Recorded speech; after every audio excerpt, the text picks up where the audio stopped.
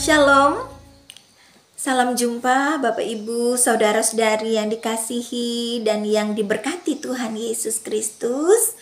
Puji nama Tuhan, atas perkenan Tuhan kita kembali bisa bersama-sama merenungkan firman Tuhan pada malam hari ini. Sesuai dengan almanak Gereja Kalimantan Evangelis, saya akan mengajak kita untuk membaca dan merenungkan firman Tuhan bersama-sama.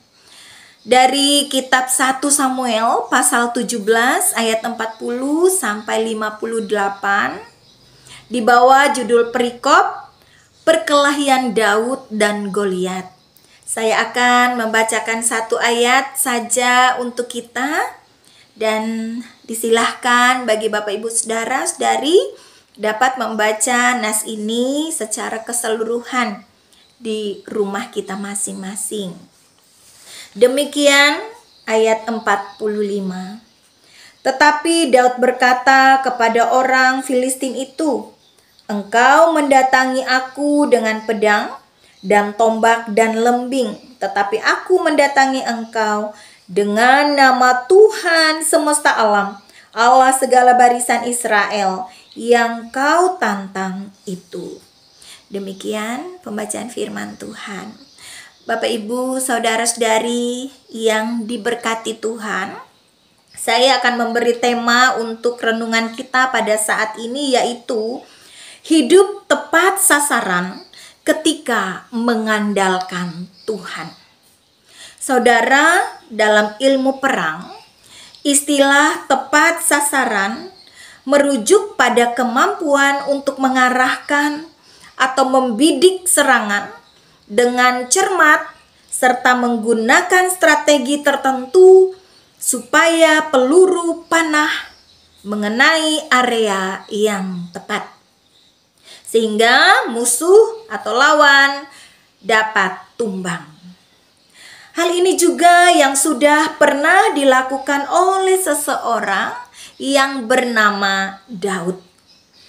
Dalam peperangannya melawan Goliat, Daud dipandang sebagai manusia yang lemah. Ia tidak diunggulkan. Ia sedang melawan kekuatan yang jauh lebih besar daripadanya, yaitu Goliat. Dalam hal ini saudara, Daud tidak sembarangan dalam berperang. Kita melihat ayat 40 sampai 44, Daud mempersiapkan dirinya dengan sungguh-sungguh dan juga ia menyiapkan senjata-senjata perangnya. Sebagai seorang gembala yang terlatih pada waktu itu, ia menyiapkan tongkatnya, kantong yang berisi batu dan umban. Bapak Ibu, dalam ayat yang ke-42 sampai 47 juga kita melihat ketika Daud dicemooh, Daud dihina, Daud direndahkan, Daud diremehkan oleh Goliat. Di sini Daud tetap menjaga hatinya, tetap stabil, tetap tenang. Justru ia penuh percaya diri berkata bahwa Tuhan selalu ada di pihaknya. Dan terbukti Bapak Ibu Saudara kekasih Tuhan, karena iman Daud, karena kepercayaannya yang penuh kepada Tuhan, kita melihat dalam nas kita saat ini, Tuhanlah yang jadi pembela Daud, yang berperang untuk Daud. Dan ketika Daud membidik Goliat, kita melihat sasaran Daud pun tepat. Ayat 49 kita melihat batu mengenai tepat di dahi Goliat, membuat Goliat tumbang. Dan pada waktu itu Daud leluasa membunuh Goliat. Goliat pun mati. Tentunya saudara yang terkasih dalam Tuhan, kita akui bersama bahwa sumber dari kemampuan, kehebatan, keahlian, kecerdikan, strategi yang Daud miliki pada waktu itu semua asalnya dari Tuhan. Tuhan berkenan atas Daud karena kehidupan Daud selalu mengandalkan Tuhan. Tidak seperti Goliat mengandalkan kehebatan dan kemampuannya sendiri. Saudaraku yang terkasih, dengan kematian Goliat kita bisa melihat membuat orang Filistin berlari mundur dari peperangan itu. Di mana ketika orang yang mereka andalkan sudah mati, mereka juga mundur. Dan orang-orang Yehuda, Israel begitu bergembira, bersukacita atas kemenangan mereka. Dan Daud pun membuat nama keluarganya dikenal setelah peristiwa kemenangan ini, Bapak Ibu Saudara. Bapak Ibu Saudara kekasih Tuhan, cerita perjalanan kehidupan Daud ini diibaratkan juga dengan perjalanan kehidupan beriman kita, orang-orang yang percaya pada masa kini. Kita juga berperang dengan berbagai situasi kehidupan kita. Ibaratkan di medan peperangan, kita juga berperang melawan berbagai macam musuh dalam hidup ini. Dan cerita perjalanan kehidupan Daud ini hendaklah dapat menginspirasi kita, saudara. Kita meneladani kehidupan Daud. Yang pertama, Daud tidak menganggap remeh, tidak menganggap enteng sebuah peperangan. Ia tidak datang dengan tangan kosong, ia serius mempersiapkan dirinya dengan senjata-senjata perangnya.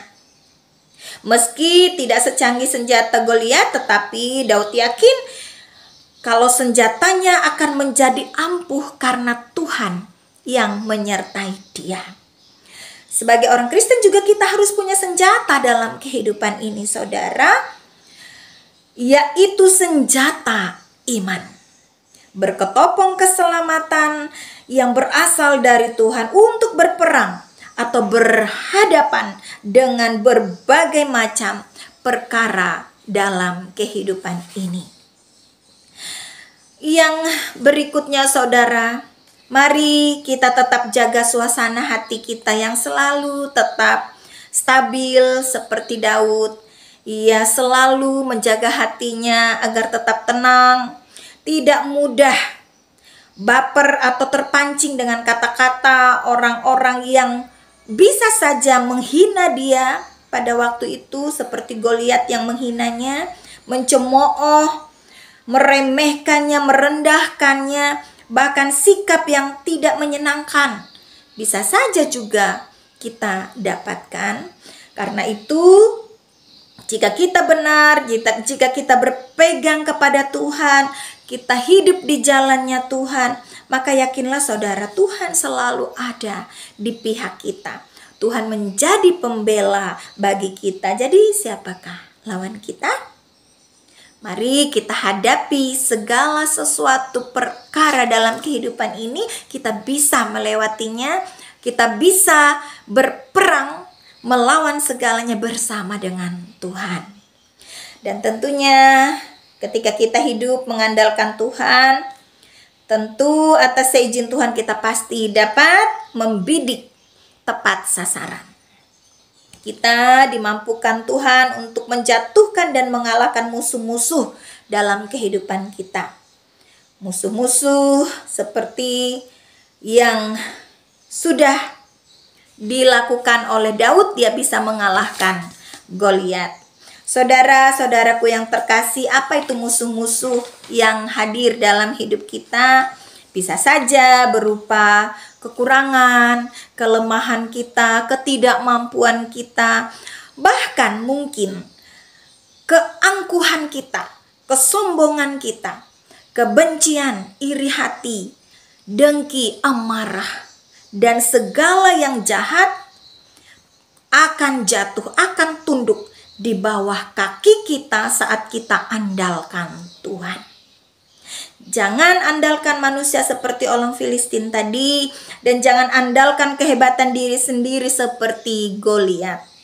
supaya kita tidak binasa dan kita tidak dipermalukan. Saudara-saudariku yang terkasih dalam Tuhan Yesus Kristus, tentu ada masa dan saatnya Tuhan juga izinkan kita nanti dapat menjadi pemenang atas berbagai pertarungan dalam kehidupan ini. Kita akan menjadi puas, kita menjadi bahagia, penuh sukacita, karena kita bisa meraih kemenangan bersama dengan Tuhan. Tetaplah berjuang, jangan menyerah dan berputus asa. Bersama Tuhan kita pasti bisa. Sebagaimana Daud dapat mengharumkan nama keluarganya, kita juga percaya pada saat ini saudara, Tuhan menolong, memampukan kita untuk dapat hidup selalu mengharumkan nama keluarga kita, nama bangsa dan negara ini, nama gereja kita, terlebih kita mengharumkan dan membesarkan nama Tuhan. Bapak Ibu Saudara terkasih, mari tetap percayalah pada peran Tuhan dalam hidup kita. Dan sungguh tidak akan pernah kita dikecewakan. Akan selalu tepat sasaran orang-orang yang hidup mengandalkan Tuhan. Amin untuk firman Tuhan pada saat ini saudara. Mari kita berdoa. Terima kasih Tuhan Yesus. Firman-Mu boleh kami dengar dan kami dapat belajar darinya. Mohon Tuhan izinkan kami untuk selalu hidup mengandalkan Engkau seperti hamba-Mu Daud. Maka kami percaya kami dapat menjadi pemenang atas berbagai perkara hidup dan bahkan menang atas kuasa-kuasa jahat. Berkatilah semua jemaat Tuhan dimanapun mereka berada saat ini dan bagaimanapun keadaan kehidupan mereka Tuhan. Berkenanlah Tuhan senantiasa hadir, menjawab semua doa dan seruan mereka.